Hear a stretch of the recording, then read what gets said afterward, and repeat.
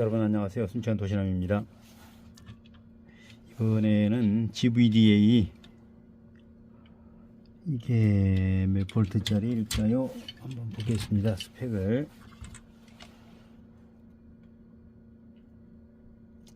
30V에 10A짜리입니다. GVD에서 만든 이 테스터기하고 같은 회사에서 만든 거죠. 근데 이것을 지금 사용하시다가 어떤 문제가 있어서 보내셨는데, 이제 문제가 있다라고 한다 그러면 가장 이제 이 회로 같은 경우에는 가장 큰 문제는 문제가 발생할 수 있는 곳입니다. 여기 PWMIC 이 부분에 가장 이제 문제가 발생을 할 수 있을 거고요. 다른 부분은 그렇게 크게 문제를 일으킬 수 있는 부분들이 사실 극히 없습니다. 근데 제가 지금 쭉 한번 먼저 훑어봤습니다. 이 회로 같은 경우 훑어봤는데 아마 사용상의 문제이지 않았을까라는 추측을 해봅니다.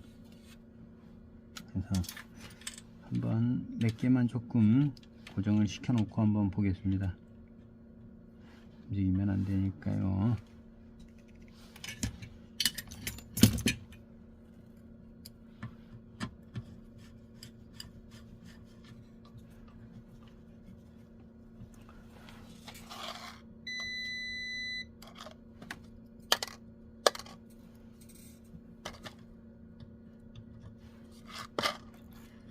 이제 FET도 점검을 다 끝마쳤고요. FET 그 다음에 다이오드 이런 부분들을 전부 다 한번 점검을 해봤는데 이상이 없고, 그래서 이건 사용상의 어떤 문제이지 않을까라고 조심스럽게 추측을 한번 해봅니다. 이제 간혹 그러시는 경우들이 있거든요. 이제 일단 두 개만 해놓고 전원을 한번 넣어 보겠습니다. 전원을 넣고, 자, 지금 방금 팬이 좀 돌아가 말았죠. 저한테 지금 온 상태가 이 상태입니다. 이 상태 지금 CC에 지금 걸려 있습니다. CC에 걸려 있다라고 한다 그러면 이 내부에 어떤 쇼트가 있을 확률이 가장 크죠. 근데 지금 현재 여기는 역전압 방지 다이오드가 안 달려 있습니다. 그래서 제가 이제 역전압 방지 다이오드를 하나 달아 드릴 거고요. 그 다음에 여기 보시게 되면 CC가 되어 있는데 이게 지금 최하로 되어 있습니다. 지금 자, CC 내릴게요. 전압이 떨어져 버립니다. 뚝 떨어져 버리죠. 아마 이 CC가 굉장히 좀 낮은 상태에서 있지 않았을까. 그래서 여기에다가 부하를 걸게 되면, 부하를 아마 살짝만 한번 걸어 보겠습니다. 전압이 뚝 떨어져 버립니다. 이 전압 보이시죠? 7.2V로 떨어져 버리죠. 해서 아마 이것은 사용상의 부주의가 아닐까. 자, CC를 13V에 맞춰 놓고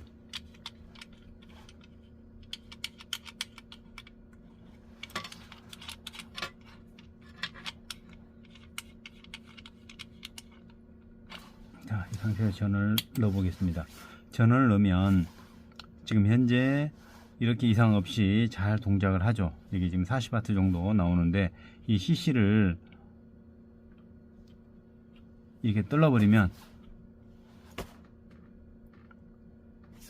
지금 6V로 떨어져 버리고 불은 희미하게 들어오고 이런 문제점들이 발생을 합니다.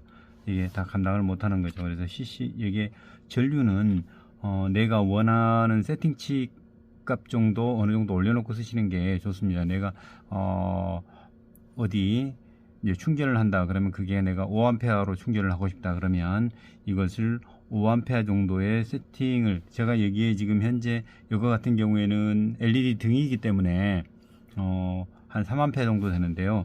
이것을 내려보겠습니다. 2.9A죠. 그러면 3A로 살짝 올리고 싶다. 3A 갖고도 안되네요. 3.4 4A 이제 비로소 지금 현재 13.7V로 올라왔죠. 한 40W 정도 되니까 이게